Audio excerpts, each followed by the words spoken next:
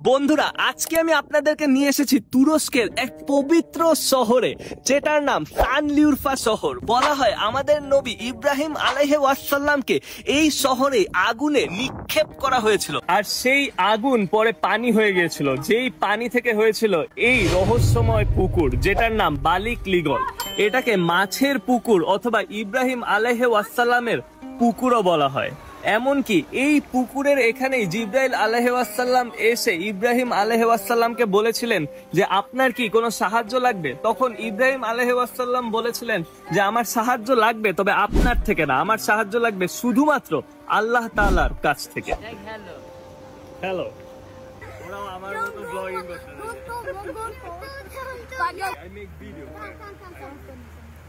Sanliurfa শহরে রাজত্ব করত এক জুলুমবাজ রাজা, যার নাম ছিল নমরুদ। আর এই নমরুদ সকলকে বলতো যে আমি আল্লাহ, আস্তাগফিরুল্লাহ। এবং এই নমরুদ তখন সকলকে বলে যে তোমরা আমাকে সিজদা করো।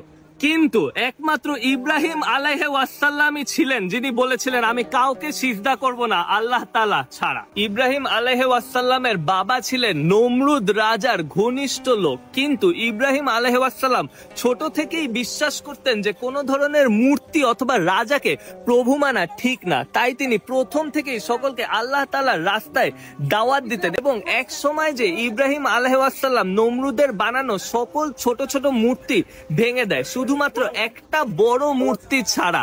এবং যখন সেখানে মানুষজন এসে দেখে যে কি ব্যাপার, সব মূর্তি ভেঙে গেছে, তখন তারা ইব্রাহিম আলাইহি ওয়াসাল্লামকে ডেকে আনে এবং তাকে জিজ্ঞেস করে যে এই মূর্তিগুলাকে তুমি ভাঙছো। ইব্রাহিম আলাইহি ওয়াসাল্লাম তখন বলে যে না, আমি ভাঙিনি, এই বড় মূর্তিটা এই সকল ছোট মূর্তিগুলাকে ভাঙছে। কি বিশ্বাস হচ্ছে না? বিশ্বাস না হলে তুমি এই বড় মূর্তিটাকে জিজ্ঞেস করো অথবা ছোটগুলাকেই জিজ্ঞেস করো যে তাদেরকে কে ভাঙছে।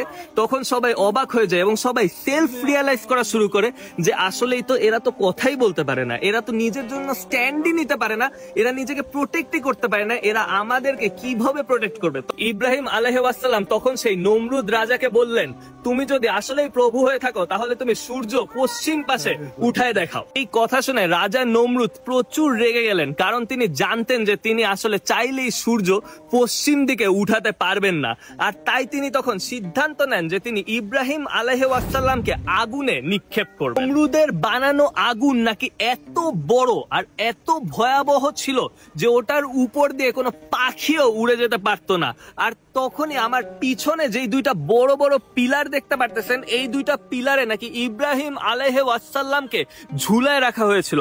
এবং অনেকেই বিশ্বাস করে যে এখান থেকেই নাকি তাকে ছুঁড়ে আগুনে ফেলা হয়েছিল।